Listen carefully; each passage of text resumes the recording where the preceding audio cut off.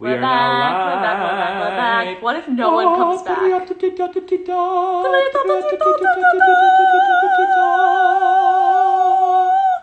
God, back. you guys are coming back. We're coming back. Thank We're God. so glad. Well, I was like, no one's gonna come back. Everyone's gonna be like, they left. They left. They were like, left. oh, thank God. I love the sound of silence. Thank God. Oh, These thank kids, God. Everyone's back. I'm gonna cry. I'm already getting emotional. We'll go to the bathroom. All right, I have to pee, but James is gonna answer before We're gonna the answer next a question. The next update is in 2 minutes, and he's gonna answer another pre-submitted question. Yeah. Oh, this is so fun, you guys. Yeah. Okay. Pretty much everybody's back. We're up to 50 now. Cool, you guys. So I'm gonna answer a question. I'm all alone. Let me get this set up real quick. Poppy heard a door. Gotta protect us from those doors. So, guys, I have another question. Let's answer one. What is the most valuable thing recovered from the Titanic wreck? This was submitted by Ken McGraw. I don't personally know. I guess I could have looked it up. I can't imagine that we know what the most valuable thing is. I think that would be mostly based on like sentimental value. Money-wise, I don't think anything's really worth that much. It just depends on how important it is to you. But one of the most valuable things that was on the ship was very famously a jewel encrusted jewel and whatever. There were a bunch of jewels on it, but it was a copy of the Rubaiyat by Omar Khayyam, which is one of the first books of poetry in human history. And it was, jewel encrusted, right? And that was on the ship. Did they find it? No, that went down with the ship. It is a central part of the Titanic Adventure Out of Time 1996 computer game. You have to find it before the ship sinks. So that would have been very valuable. But one of the coolest things, just sentimental value-wise, Wallace Hartley, the band leader of the Titanic, his violin was recovered. But it was recovered recently. It was found in someone's attic. They did scientific analysis of it, and they found that it was from the place that it should have been from, that it had saltwater corrosion inside of it, so it had been submerged in water at one point. No way! And they were able to... I didn't know that. And there was a letter from his widow saying, thank you for returning his violin to me. So we know that she had it. And then her grandson found Whose it. attic did they find it in? It was someone related to him. That's so cool. But it just sold at auction. And oh my God. Yeah, very cool. Like the violin that Wallace. Did everyone come back? Almost everyone came back. Yeah. Proud of us. Once again, I'm wearing sweatpants under my dress. I just want to come clean. So I have another update. You want to take Pooper? Yeah, that's what we call our dog. She's poopy. Okay, so we are almost back up to 60 people here. Yay. So, guys, it's midnight. Happy April 15th. We hope you guys are all doing well in the quarantine. We are obviously having a great time talking about the Titanic. My dreams have come true. So, it is April 15th, so I have quite a big update for you. Two things happened. Okay, I'll post it. I just don't want it to disappear. So, April 15th, 1912, 12 a.m., Thomas Andrews informs Captain Edward J. Smith and Titanic owner Bruce Ismay that their ship is sinking by the head and has less than 2 hours before she will hit the ocean floor. His assessment is slightly pessimistic. She will miraculously last 2 hours and 20 minutes from this moment. Also, while descending a staircase, second-class passenger Lawrence Beasley notices his feet aren't quite landing where they should. Titanic is beginning to tilt. What an interesting observation. Yeah, Lawrence Beasley... How crazy would you feel? Yeah, that you're walking forward down steps and you can't... Everything is awkward, off. It would happen on stairs because if you don't know this, if a stair is a centimeter too tall, you will trip on it. So if you ever trip on a stair, it's not your fault. It's the stair is just a little too tall. It's not my fault. The stair is built wrong. Our brains do stairs exactly correctly. And so if the stairs are slightly tilted forward and you go downhill too fast, you're going to fall. I experienced this a lot in Manhattan because there were some weird staircases. Yeah.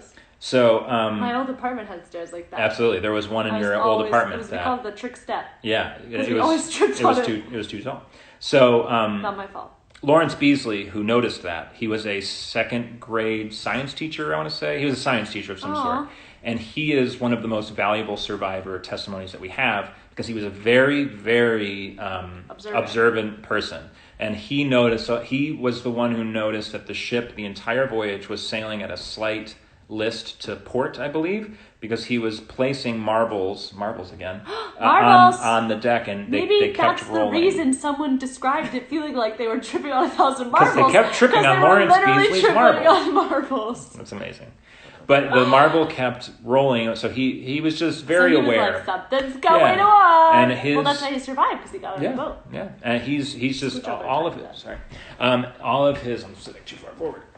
All of his testimonies are very interesting and just very observant, and he's one of the most reliable testimonies that we have. Not everybody who survived had a reliable testimony. A lot of people said stuff like, I would have been like, guys, I swear to God, the earth is flat and we fell right off the edge. Don't listen to what anyone else has to say. Exactly. So in other news, as we just talked about, now everybody in charge knows the ship is sinking. Thomas Andrews gives a very pessimistic, he says an hour, 2 at most, is the quote from the movie. Insert VHS 2. I took that out. I used to put that in here, but I think we've gotten. Insert this VHS? is insert VHS 2 is right now. You guys, I took quick. that out because we're a little. We used to do it. Well, we did. We inserted VHS 2. Oh, we did. We started live part 2. We should have done that. Anyway, but yeah, the reason he's so pessimistic is to add to the list of anomalies that the Titanic endured. This ship should not have lasted as long as it did. The Titanic should have rolled over and sunk very quickly. That's what ships do. Every ship in history has gotten hit by something, blown up by something, ran aground, and then it rolls over. Every ship ever has rolled over. The Titanic, for some reason, because there's somebody who wanted it to happen this way, sank very slowly for 2.5 hours and never tilted over. So that way, all these people could endure the worst night of their lives, and we can have the most fascinating event in human history. If it rolled over, this wouldn't be that interesting. It's amazing, and that's partly why I love it. And when the ship is done sinking, we'll go through I have this theory in my brain as to why I think the Titanic is the most amazingly interesting. We have a note from our producer. Do you know the name of the talent agency that hired the orchestra? I don't believe you do. Our producer Liesel. Do you want to tell here. everybody? It's the Black Talent Agency. The Black Talent Agency. Wow, I didn't know that there were talent agencies for cruise ships back then. Are they hiring? Because we James could use. and I need jobs. We need jobs. I don't think. Anyway, so I have another update. See, we're already getting. Thank you for producer Liesel for the live update. And this one's important because we actually have 2 in a row. 12:05. Here we go. Don't ring the bell. Captain Smith informs Marconi Wireless Telegraph operators John Phillips and Harold Bride to send their first CQD, the distress call of the time.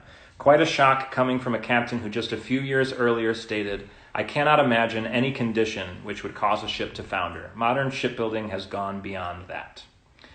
Captain Smith was very, very confident in himself. He also said that he had never experienced any sinking or calamity to speak of. Are you going to talk about that?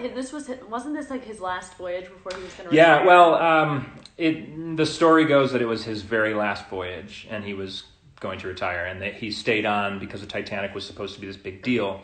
But it is likely that he would have done the same for the gigantic Britannic.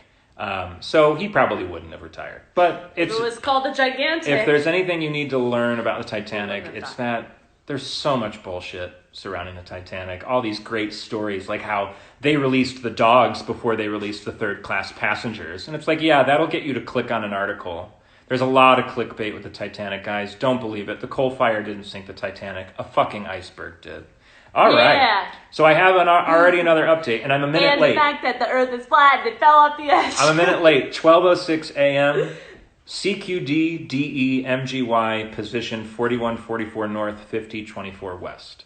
That is roughly and likely the first distress call sent. CQD is the distress call of the time. Apparently it might have meant come quick danger, but I think that's just like they picked CQD and then wireless operators attached that to it to remember it. I don't think that's what it meant. DE meant like of, kind of like day means in like Spanish. And then MGY is the... God, yo, we're thinking. MGY was the set of letters given to Titanic. Every ship had 3 letters. Why not TIT? To represent the Titanic. And to represent themselves. So that way they don't have to type out Titanic every time they're saying it. So CQD, DE, MGY means CQD, something is wrong. DE, This is the Titanic. And then they give their position, which is 4144, 5024. And as you will see in the next telegraph message, that will change because the first position they sent was incorrect. CQD. So we have a little bit of a break before Are you going to talk about SOS? we're going to no, not yet, because that's coming up later. Okay, it's later. Yeah, but thank you. But we have coming up at our next update is in 4 minutes, and we're gonna act it out for you guys. Yeah, so excited for that. Another scene. I don't know what this one is. This will be a cold read. So here's a cool thing. Since we're talking Titanic wireless. The wireless, the Marconi wireless telegraph machine, whatever. It's the beep, beep, beep, beep. We all have seen a Morse code situation before. The Titanic had 24-hour Marconi wireless service, which not all ships had, as we will soon learn. Spoiler. But the wireless was not really seen as like a safety thing at the time, really. It was really just a novelty for rich people. So for people to be like, you up? Yeah, it literally was so you could send your family a message that was basically boiled down to, can you believe I'm talking to you from a ship? It's sort of like when your mom joins Snapchat and she sends you a selfie for the first time. It's literally what I was thinking. I was in the shower and I was like, I'm going to say something about your mom. I was going to say when your parents get FaceTime and they're like, what? So that's basically what the wireless was. And they had 24-hour service because there were so many people on the ship that they would have to send out a lot of messages. And on the day of the sinking of the Titanic, the wireless office was backed up like crazy because there were so many messages that needed to be sent, and they were meaningless. And they were all like, LOL on boat. It was literally, it really enraged the wireless guys because they were sending these monotonous messages.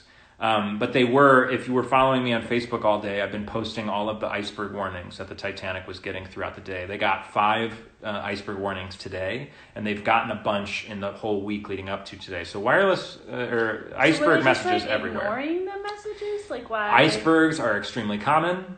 They aren't a big deal. So it would have been like setting a telegraph being like, I saw a seagull today. Yeah, like it's really not a big deal. Yeah. There were waves. Yeah, there was a bunch of waves. But like the big thing about the Titanic that you'll hear in documentaries and movies constantly is anything big enough to sink this ship, you will see in enough time to get out of the way. If they truly saw an iceberg that could damage the Titanic, they'd be like, there's an iceberg all the way over there, let's move.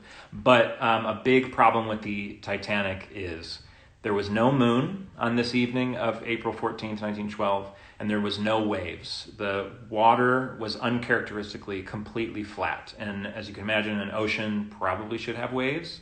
It was completely flat, described as a flat calm, described as a pane of glass. Everybody was marveling at how calm it was. And so with no moon to shine on ice and with no waves to break at the base of icebergs, you wouldn't see it coming. And then, like we talked about before, it might have been a blue iceberg, which would be very hard to see. No moon, no wind. That is a Titanic the musical reference. Shout out to that person. Do the whole bit. No moon. No, I'm not. I won't do any more than that. I don't know the show. No wind, nothing to spy, things by. Guys, if you don't know Titanic the musical, make him sing more. Listen to that He's got a musical. beautiful It's voice. brilliant, and it's not just that it's about the Titanic. It's a beautiful. Swell. If anybody was in the productions that I did, it would be very fun to hear you comment. All right. So, all that said, the iceberg was impossible to see. And then there's this idea of a possible mirage that happened. The warm air meeting the cold water might have created a bit of a haze mirage. So, as I've said 100 times, and I will say 100 more times, there is a perfect storm going on with this iceberg collision. So the iceberg, this was just meant to happen. We have an update. Nope. 12, there we go. All right. And Poppy freaked out. She didn't freak out. She lifted her head up. Oh, you dropped her that one time. Oh, shit's coming out, you guys. And it's only 12:12. So Shannon Lorraine Roberts just liked all of my statuses. So I just got all of her. Thank you, Shannon. So 12:12 a.m.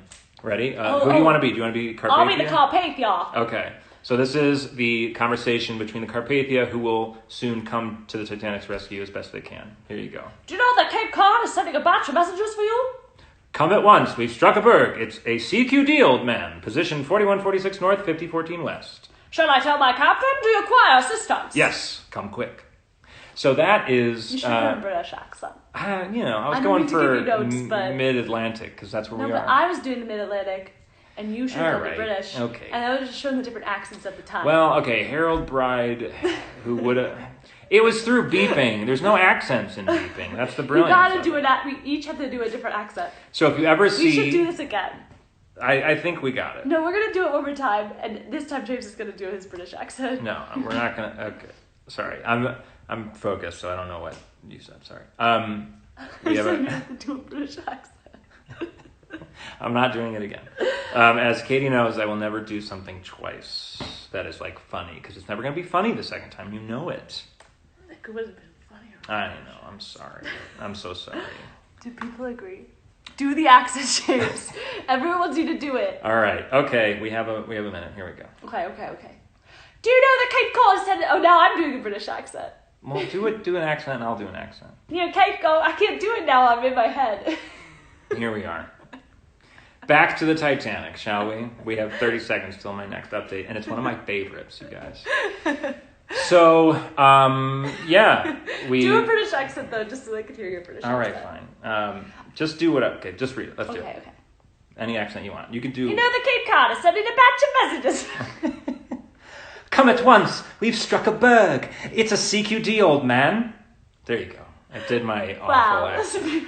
I know. For those of you who know, I am helping write a Titanic video game called Titanic, Honor and Glory. We released a demo maybe like a year or two ago now, and I did the voices for it, and I had to do a British accent, and they are embarrassingly bad. So if you want to hear a really bad British accent, play Demo 3 of Titanic, Honor and Glory. So we have another update. You guys, this is one of my favorite updates because this is one I added this year.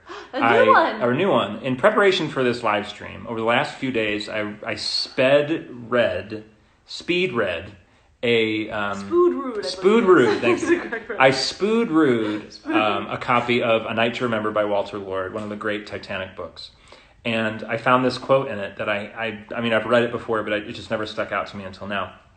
So at this time, at 12:15, the crewmen were getting mustard and whatnot, and mustard, and a lot of guys were going back to sleep. And a crewman ran in and said, "Wait, is that a word?" They muster. You muster the crew, so they were getting mustered. I don't know if that's right, but what does muster the crew mean? You get them all out of bed. Muster Am I the wrong? Crew. Somebody say... Catch up the crew. So, 12:15 a.m. Do you want to read this? No, I'm not. This is too serious. Okay. 12:15 a.m. Turn out... Sorry. I finally got my sister to laugh. Sorry, I didn't snore. This is super serious. Okay. So here we go. 12:15 a.m. Turn out, you fellows. You haven't a half hour to live. That is from Mr. Andrews. Keep it to yourself and let no one know. Crewman Albert Haynes. Oof, that's kind of intense. That's so very this comes from a man who survived the sinking. He was going back to bed because his shift was over, so he was like, I'm going to sleep. And someone ran in and said, if you value your life, you'll get out of bed, something like that. But the next guy came in and said, turn out, you fellows, you haven't a half hour to live. So that's somebody, Thomas Andrews went up to him and said, get to a boat. We're all going to die. And so that guy... So Thomas Andrews trusted him. The crew knew they were all going to die, right? Like if you're crew, you don't really get to get on a boat. No, people get on the boat. A big issue with the Titanic is every single person on board, except for people like the designer and his men, or people who saw the damage down below. Everybody on the ship for the next 2 hours truly believes that the ship is unsinkable. There are people who, there's actually one. But did they let the crew on the ship? Is what I'm asking. Sorry. Or did they let the crew on the lifeboats? The crew who survived. Crew who survived were. Each lifeboat had to be manned by crew members to row. Okay. But those guys were just in the right place at the right time. Like, you get in this boat. And then they got in thinking, we're going to row away, safety measure. We're going to come right back because the ship's not going to sink. But there were crewmen who were experiencing what was happening down below. Men who work in the boiler rooms. Oh, yeah. They all know that this ship is filling with water very quickly. Because they're it's being filled. The boiler rooms are being filled. Yeah, so that's a good question, because I was about to mention that earlier. So the iceberg tore open the first 5 compartments, and the 5th compartment would have been the first boiler room. So everything up to there's not too many people in those areas, but the first boiler room is filled with people. And the iceberg would have scraped just a couple feet into the boiler room. So the boiler room is filling with water slower than it would if the whole room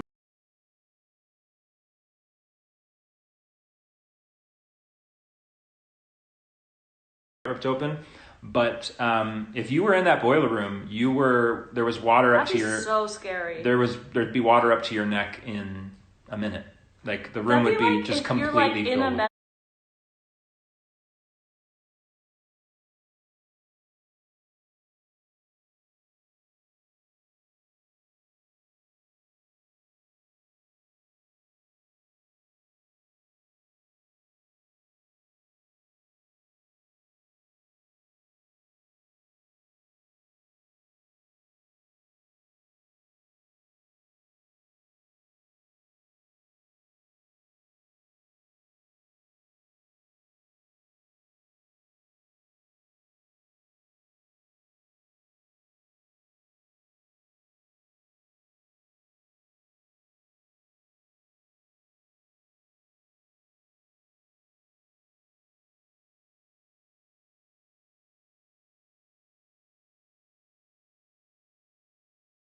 Room, and a dinosaur was just sort of like with Yes, his claws. that's the exact same thing. Right? So that's a relatable. So yeah, it's super. If you're like Frederick Barrett, who is one of the main characters in the musical, and he's in the movie many times, not mentioned or anything, but they show him a lot. He's one of the head stokers, one of the head firemen, and he was in Boiler Room 6 when that happened. And his description of how quick the water came in, he happened to be near a door, and he was able to get out. And then go into the next boiler room. And he worked in there for the first few hours, working water pumps, trying to keep the water at bay. And out of nowhere, the bulkhead between the 2 rooms collapsed. And again, the water rushed in. And he happened to, again, be right next to a ladder. And so he's a very lucky guy. But there's a whole story with that. But we will talk about that later, because it's not very important. And then he survived? Frederick Barrett survived, and he's one of the best survivor accounts that we have. Yeah, because he's probably the only guy downstairs that survived. In that like area, the rest of the stokers, if you were in any of the other rooms, you were fine, and you got up on deck. But whether you survived or not is not. Well, so I'm saying, like, made it off the boat. Yeah, and I think Frederick Barrett got into a boat because he was told he needed to man a boat. So he was one of like the men in the right place at the right time. He's a very lucky guy, Frederick Barrett. Next update, 12:19 a.m. Captain Smith officially begins the evacuation of Titanic by ordering the 20 on-deck lifeboats to be loaded and launched. With 4 additional collapsible lifeboats, there is space for roughly half of the 2,208 passengers and crew if filled to capacity. Due to terribly out-of-date safety regulations, these boats are actually more than are required by law, and more than Titanic will have time to launch before the night is over. And I already see I've made a mistake, so I'm editing this. Wow. Wait, okay, so we're all on the same page. It struck the iceberg at 11:40. Yes. So now it's been like 40 minutes. It's been 40 minutes. And they're just starting to do lifeboats. Like many awful disasters in history, it's usually because of stupidity and no one acting quickly. not to draw parallels with what's going it's on very, here. very, very much so. But it's like no one wants to believe that it's happening. So no one wants to do all the hard work. But keep in mind, everybody, so right now, I will say this, because I'm about to post another status. Thank you, Jordan McCosco, for liking all of my statuses at once. I love when they all pop up like that. It's very funny. Shout out to Jordan. So this next update is very important, because right now, everybody on the ship, including Thomas Andrews and Captain Smith, believe there is hope. Because at the end of the day, they're in the Atlantic Ocean, which is a very busy ocean. There are sailors from the Titanic. This is the craziest thing to me. There are sailors on the Titanic who say at one point or another that at any time on a ship, you should be able to see another ship. There's always a ship on the horizon because there's so many ships. There's cargo vessels. It was like the highway of the time. Yeah. Mm-hmm. Yeah, it was. Highway at the time. All right. So, yeah, it's just like... I'm impressed, James. Yeah. It's huge. So there's always a ship on the horizon. There's always a ship going by that you can wave to. And so right now they told the wireless operators, get your shit together and send a message. There's got to be a ship nearby. And the Titanic's wireless can reach 2,000 miles at night on a clear night like tonight. 50 yards, 2,000 miles, the same. That was Mandy Patinkin singing from Titanic. So, but this is the moment where Captain Smith and everyone in charge now knows we're not going to survive. And that is we're 2 minutes late, but I already posted it. 12:21 a.m. Harold Bride reports to Captain Smith in the wheelhouse. Carpathia of the Cunard Line is 58 miles away and heading towards Titanic's position at full steam. Unfortunately, the Carpathia seems to be the closest ship in an ocean usually crawling with passenger liners and cargo vessels. She will arrive in 4 hours. So the Carpathia is the only ship around. Picture or Port Canaveral in Orlando, Florida. How there's like 1,000 cruise ships there at any given time. Normally it would have been like that. Yeah, it's insane how busy the Atlantic Ocean was at the time. It was the only way to do anything across the ocean. There weren't airplanes. Airplanes were a novelty still. So it's wild to think, oh no, this is going to happen every time, isn't it? So Captain Smith thinks it's going to be fine. We're going to lose this ship, which sucks.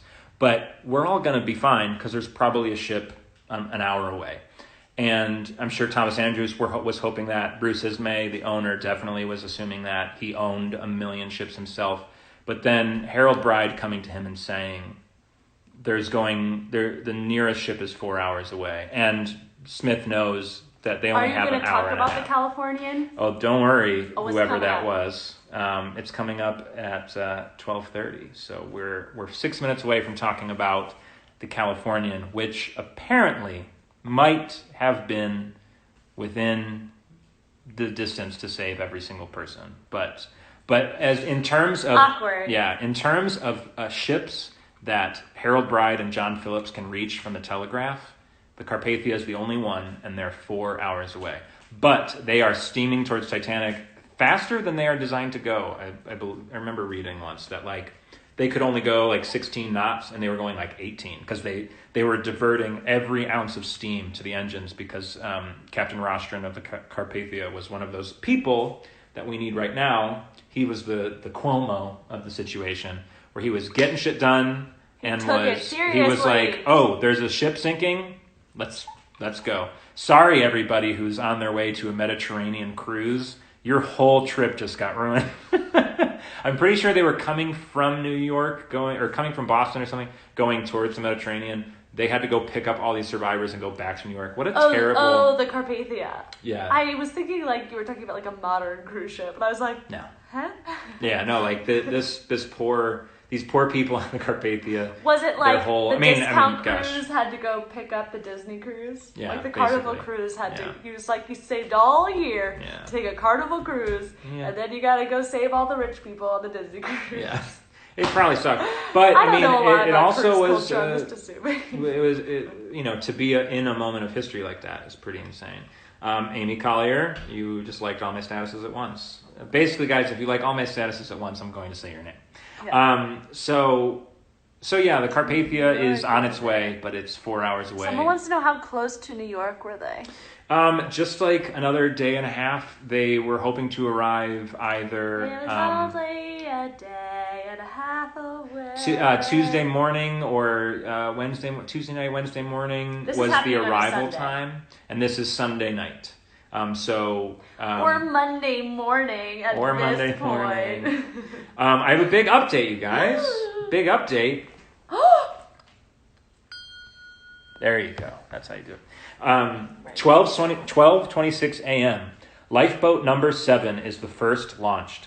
Capacity 65. Contains 28. And here is a really cool quote from a first-class passenger, Lucian Smith. This is something he said to his wife. Lucian. We are in the north and have struck an iceberg. It doesn't amount to anything, but will probably delay us a day getting into New York. However, as a matter of form, the captain has ordered all ladies on deck. I think that's just a very classy way to tell your wife to get dressed and let's go up on deck. Oh, he said that to someone. Yeah, that's something he said to his wife. That's what his wife remembers. They all speak so formally. It always sounds like they're writing. Yeah, well, keep in mind this is his wife remembering what her. And this just goes for everything, you guys, in this whole thing. Any quotes that I say, any times that I give, there's really no way. A lot of these are very, very, very, very close. Like the conversation, is anyone there? Iceberg right ahead. Thank you. Or, is anyone there? Yes, what do you see? Iceberg right ahead. Thank you. That conversation that happened, that's probably exactly what was said, because there were people, Frederick Fleet, who said... They were all really polite back then. They were very polite. They said thank you. Even bad news. Frederick Fleet, who made that phone call, he survived.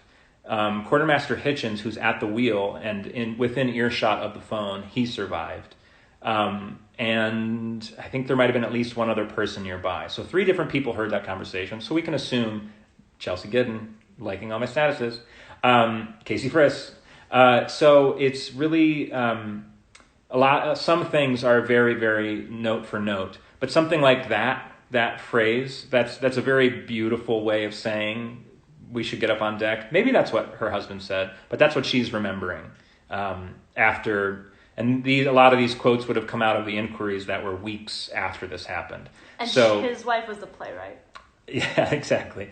And then keep in mind, you guys, like people like Harold Bride, one of the wireless operators, he is painted as this hero. There is some research that might suggest that he made up some of the stuff. And he was a bit more of a coward. And everybody would have done that. And I think a lot of us would have done that too, possibly. If you, I would have been like, for example, I crashed the ship. Nobody knows how many people were pulled out of the water after the ship went down, because a lot of people said that that's what happened, because there's less of a stigma against men who were pulled out of the water than men who took space in a lifeboat. So if you took space in a lifeboat, you would have told all your friends, Hannah. Once again. Hannah Provisor. If you would have told all your friends, I was pulled out of the water. I'm a hero. Chaos. So yeah, she is chaos. But that's the best part. That's why we work. Toxic masculinity kills you guys. It does. They literally were like, I'm not getting in a boat, because then if I survive from being in a boat, all my friends will say I'm a pussy. But guys, this reminds me of a great story to tell you later, and I'm going to write it down. So if you're just joining us, welcome to Titanic We Live. have 69 viewers right now. What? So 71. after the Titanic is done sinking and is gone forever, I'm going to stay up as late as people are up with me. And I might switch over to my Instagram live so that way Katie can have her phone back. That's all right. But I have so many stories to tell you about if you're willing to stay up with me. Fireside chat. Oh my gosh, guys, we had Chinese food. We had dumplings and stuff, so I'm getting a little burpy. It's okay. All right, I got an update, guys. So Okay. this is somebody asked about this, and guys, this is one of the most frustrating things about the Titanic disaster. Ready? 12:30 a.m. The lights of a nearby ship are spotted on the horizon. The SS Californian is likely the one seen. She is close enough to save everyone on board if Titanic's telegraph operators can reach her. Unfortunately, the Californian's only operator, Cyril Evans, is asleep.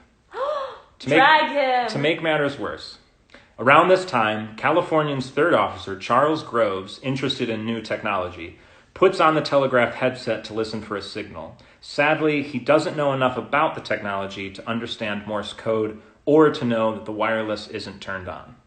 So there is a man on a ship near enough to save everyone on board. And he's listening to the wireless that isn't turned on. And if it was turned on, and he knew basic Morse code, which apparently he did know some words, maybe he knew CQD was a distress call. But Cyril Evans was asleep. And if I have time, I will tell you why he was asleep. Cyril. Oh, I don't have time. Oh, guys, it gets worse. Oh, this one's so sad. Oh my God, it's going to get worse. I'm already falling behind. Here we go. 12:31 a.m. Oh, I'm sweating. The first of an estimated 8 rockets is launched from Titanic's deck. The nearby Californians officers see it explode just above the horizon and the 7 rockets that follow. Captain Stanley Lord elects to ignore the possible disaster as rocket use was not yet regulated. He would face scrutiny for this decision for the rest of his life. Because he thought that it was just like they're partying and doing fireworks. Yeah, rocket use, as I mentioned, it didn't mean anything. Rockets were used to communicate between ships, and there's another theory that there was illegal fishing, like whaling. I don't know what kind of fish you would get out of the Atlantic Ocean, but there was a lot of illegal fishing going on, narwhals. And a captain of a ship seeing rockets might assume that it is these illegal ships communicating, and that's not his job to go figure that out. So Captain Lord did not necessarily do anything wrong. I'm mad at him. But why nobody went and woke up Cyril Evans to just double check? I don't know. But here's the thing, guys. One last thing that's very, very angering about Cyril Evans being asleep. This is like Titanic 101, so you may know this story if you're a Titanic fan. Around 11:30, so 10 minutes or so before the Titanic hit the iceberg, Cyril Evans on the Californian contacts John Phillips on the Titanic to say, hey, did you know you have a batch of messages coming in? Or no, he's saying we're stopped and we're surrounded by ice. There's ice all over the place. He sends an iceberg warning, essentially. Now, John Phillips, the Titanic has just gotten within wireless range of the continental United States. And so he has his volume turned up all the way so he can hear a faint signal coming from Newfoundland. And the Carpathia is so close that when he taps in to say iceberg warning, John Phillips' ears get blown out by the loud signal. And so John Phillips responds with, shut up, old man, which is they all used to call each other old man. It was like a thing. Shut up, old man. I'm working Cape Rays. Keep out, roughly what he said. And basically he was told to fuck off. And Cyril Evans, who was already 30 minutes past when he was allowed to shut down for the night, was like, all right, cool. So he shut down the wireless and went to sleep. And then 10 minutes later, the Titanic hits an iceberg. And John Phillips, the first thing he does is he tries to reach the Californian because he knows they're right there. Because his signal was so loud, he knows there's a ship right there. But Cyril Evans is asleep. And when he wakes up at something like 5 a.m, he puts on the headset and everyone is asking, do you know that the Titanic sank? And he's like, What a thing to wake up to. Yeah, it's pretty awful. I get stressed when I sleep through an alarm. Can you imagine? Yeah, I have a very quick update here. 12:35 a.m. Lifeboat number 5 is launched. Capacity 65, contains 36. So every lifeboat that gets launched, I will tell you how many it could hold and how many are in it. Most of the lifeboats can hold 65 Irishmen, is the official term. I love that. Because they were made in Ireland. Yeah, they were made in Ireland, and there was something about saying Irishmen that meant big, burly men. So if it can hold 65 Irishmen, it can definitely hold 65 of the rest of the world. Kind of a cute thing. So most of them can hold 65. A couple of them can only hold 40. So I'll mention that when it happens. So this is Lifeboat 5. They're not going in. No. They're not. So is this the second lifeboat that's been launched? This is Lifeboat 7 went first. Lifeboat 5 went second. All of the lifeboats that are odd numbers are on the. oh, Titanic fans, you're going to hate me, are on the starboard side of the ship, and then all the evens are on the port side. I can't remember. Why were the lifeboats so sparsely filled? I know, it stresses me out so much. It stresses me out so much every year. Do we want to talk about this now? Because this is a big topic, you guys. We should Let's talk about it now. Because also, let's clock, it's been almost an hour. And that's my next thing, is talking about the hour thing. Yeah, okay, then we'll save it. We'll save that, because we're coming up on an hour since the ship started. Yeah, only 2 lifeboats have been launched, and they're both half filled. Yes. Talk about why. So, there's a lot of reasons why, and I made a list because it's one of the most fascinating things about the Titanic to me, and to you as of now. So there's a million reasons why. So reason number 1, Captain Smith said, women and children first. Or he said women and children only, depending on who. This is crazy. Yeah. So most of the officers took the order as women and children first. So you filled the boat with women and children. Which is what you always hear. It's a famous thing. Yeah, and then if there's room, you can put some men in. Officer Lighthauler, who is pretty much responsible for every single boat launched on one side of the ship, I believe the port side of the ship, I can't remember, he heard women and children only, and he took that very seriously. He allowed one male passenger into a boat, Major Arthur Puchin. He allowed him in because the boat needed one more crewman, and he didn't have anybody nearby. So he's taking it very seriously. So if there are no women and children around, they launch the boat. So that brings us up to a bigger issue. And thanks. Odd numbers on the starboard side and even numbers on the port side. Oh, our producer chipped in again. Thank I guess you I very could much. also look this up. I have my laptop open. That's true. You could.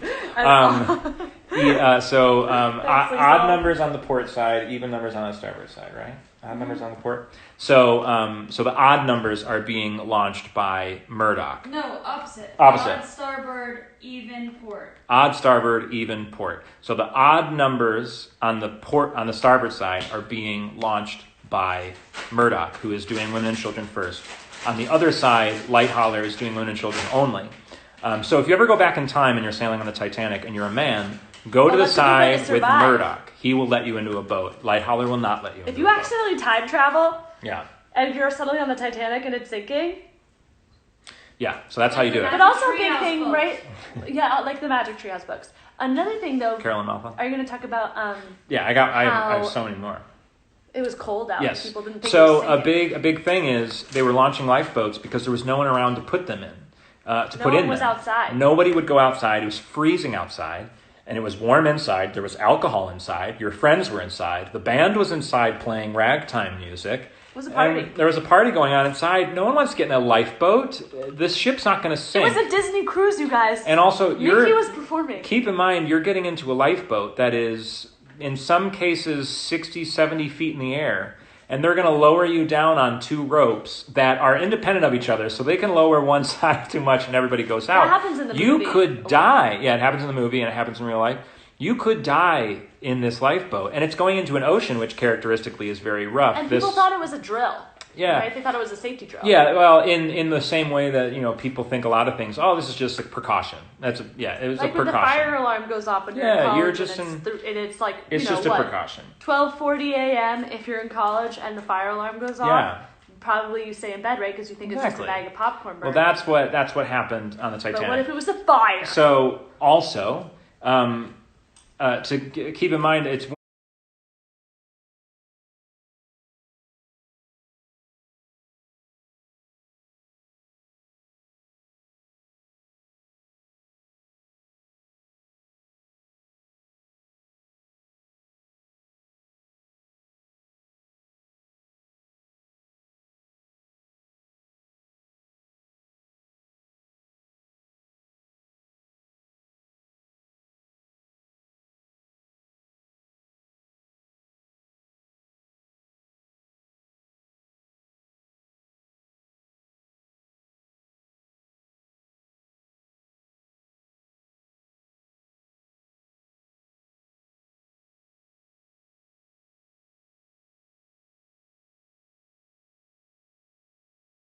keep in mind, it's women and children first or women and children only. Keep in mind, men, if you are 13 years old, you are no longer a child. If you are 12, you are a child. So a lot of 13, 14-year-olds, some did. A lot of 13-year-olds, 14-year-olds died because they were not considered children. And so there are very few people who will get in these lifeboats, and even the ones that can, they are turning them away because they are men. I don't want to think about kids dying. I know. Oh, there's a lot of that coming up. So, guys, we have a significant post, and then I'll go back to that topic. 12:40 a.m. Lifeboat number 3 is launched. Capacity 65, contains 32. Less than half. The Titanic has been sinking for an hour. 96 passengers and crew have been evacuated. 2,112 lives remain on board. Most unaware their time is running short. That's so many people. Yeah, it's awful. Oh my God, guys, I'm really stressed. Yeah, I'm really I stressed. get stressed every year by this, but it's really fascinating. So. I wish I could read all of your comments. I'm going to read some of your comments while James is getting ready for the next thing. Okay. Yeah, I guess I have one coming in a second. Let me tell you, any man before age 30 is a child, says Hannah. That's funny. Someone said, I'm learning so much. I'm from Halifax, Nova Scotia, Canada. Yeah, And very I've been big to Titanic. the Maritime Museum. Halifax is a huge the Atlantic city in terms Titanic of exhibit Titanic. many times. So cool. I keep reading for a second. Tell them again about the Hannah's like, oh my Titanic God, Trishy's here. demos. Where can they get them? Can we save this? Yeah, I'm going to try to save this live. And remember, if you're just joining us, because now we're up to 70, it went down one, but we're up to 76, Cool. 75. Okay, Welcome. You know what? I should have started talking about it. But the point is, so if you're just joining us, we're doing this in real time, so we're going to go through at least through 2:30 in the morning, if not later. I'll be here all morning. As long as there's like 5 of you, I'll be up all night. Yeah. I love talking about this shit. Yeah, it's pretty great. But we'll be here definitely till 2:20 when the ship is gone, and we're doing the Titanic in real time. And we just hit 80 people. That's 80 our highest people! number yet. We're going to break 100, you guys. Tell your friends. Oh, I love my nieces. And our producer told us that I should remind you where you can play the demo. If you have a nice computer, it does not work on Mac, and it needs to be a nice gaming computer. If you have like a nice PC, you can play Demo 3. It's on the Titanic Honor and Glory website. I did voices for it, in Pigeon and it's Forge, really bad. Thomas. Pigeon Forge, big Titanic town. All right, Keep going, guys. says Tom. Tom, you need to back off. Thank you, Tom. My So God. I have another update for you. I'm doing these like a minute late, and then you're probably watching them even later because this isn't like live. It's like slightly live. So 12:42 a.m. I didn't press enter. Damn it. Lifeboat number 8 is launched. Capacity 65, contains 27. Fuck. Ida Strauss. Is that the least amount yet? No, there's one more. That's lower. God. Ida Strauss is offered a place in Lifeboat 8, but replies, "No, I will not be separated from my husband. As we have lived, so we will die together." Following this infamous moment, Ida and her husband Isidore sit back on deck chairs for most of the sinking. They are last seen returning to their cabin for the night. Another popular version of what she said, because again, a lot of this is like, somebody overhearing. So another popular version of what she said is, "I've lived my whole life with you. Why would I live without you? Where you go, I go." That's another popular one. So guys, I have another update. Really again, sad. a minute late. No! I have to take this down. Delete. It didn't post right, guys. He cares so much about the formatting. I do. Why do anything if not to make it look good? So guys, 12:43 a.m. Lifeboat number 1 is launched. This is the forwardmost lifeboat on whichever side it's on. I'm not pretending like I remember. Lifeboat number 1 is launched. Capacity 40, contains 12. Fuck that. It contains 12 people. Now, this is a smaller lifeboat. It's only meant for 40. But Why isn't anyone getting on the boat? because no one wants to. This one, and actually, of the 12, I believe 9 of them are crewmen. So they couldn't find anybody to put in them. And I have so many more reasons, Courtney, just like all my statuses. I have so many more reasons why no one's getting in the boats, and they're all fascinating, and we'll get to them more. We have another note from our producer, Lisa. Okay. They like when you sing musical songs. This is a note from our producer, Liesel. Also, as well, we appreciate how I spent time making this sign backwards so you can read it. You can read it. This is so a James, mirrored image. I think that you should sing another song from Titanic the musical because I don't actually know the show. Yeah, I will when I find an appropriate moment. But I have another update for you, and How did they build Titanic? I know that part. It's pretty good. Okay, guys, I have another update. This one is something you asked about earlier. Okay. 12:45 a.m. Okay, good. I'm still on time. After little luck reaching nearby ships, wireless operator Bride suggests using a new distress call. It may be your last chance to send it, he jokes. Phillips agrees, resulting in one of the earliest uses of SOS. So that's crazy. Yeah. So that is something that is a rather famous moment. A lot of people think it was the first ever use of SOS. Again, so that's just like clickbait bullshit. It was just agreed upon that SOS would be the new distress signal because if anybody knows, people say it stands for Save Our Souls. It does not. Ooh. The reason they picked SOS is if anybody knows Morse code, S and O are the simplest letters to understand. I believe it's dot dash Someone dash dash dot dot. Yeah, dot dot dot dash dash dot dot dot. Oh yeah, famous. Oh, I know that. So anybody, like you knew that, like you could recognize if somebody is trapped under a building that collapsed. If you hear the band is still playing. Yes, the band. The band will. I will tell you when the band stops playing. Don't worry, we'll talk about the band. So yeah, SOS was agreed upon. It's easier to read than CQD. It wasn't quite adopted everywhere, but Bride jokes, this is probably our last chance to be in a disaster. So let's do SOS because even he doesn't know. Song SOS. Someone asked about the Jonas Brothers song. Jonas Brothers song SOS was a bit off. It was a rip-off. Wait. The best song with SOS in it is definitely I'm singing SOS to the world. No, it's SOS. Please, someone help me. It's not healthy for me to feel this way. Oh, you are me. I don't know this, but guys, we're up to 81. We're up to 80. That's not good. Not bad. That's not bad. We've sent an SOS. Again, it's not the first SOS. Oh, there is an ABBA song. Yeah. Oh shit! How does it go? Yeah. Hold on, I'll pull it up. Yeah, pull up the ABBA SOS. I'm just gonna type in SOS on Spotify and see how many songs. While you look for that, I have another update. 12. I didn't press enter again. The format. This poor dog. She's fine. She's like having a miniature heart attack every time. She's not. Our producer just took the bell away. Oh no. Okay, we're running out of time. 12:48 a.m. Lifeboat number 6 is launched. Capacity 65, contains 23. The 42 empty seats in lifeboat number 6 is the most in the 24 lifeboats. Wow. So, I messed up again, you guys. It's not 24. This is the most. I gotta fix that. It's 20.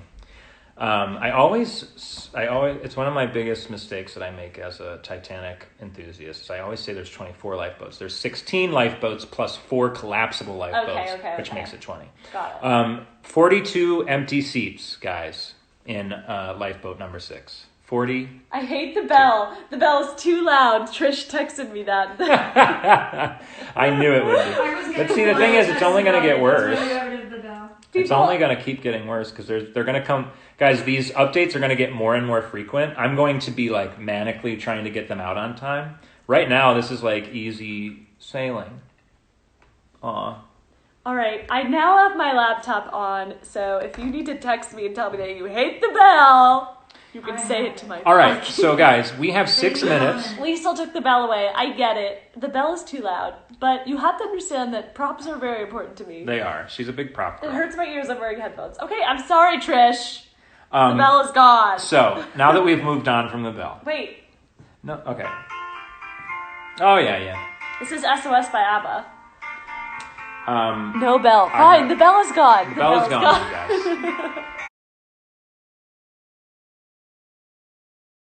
All right. Can I? Yes. Well, I wanted to get to the chorus. All right. Well, Oh, yeah.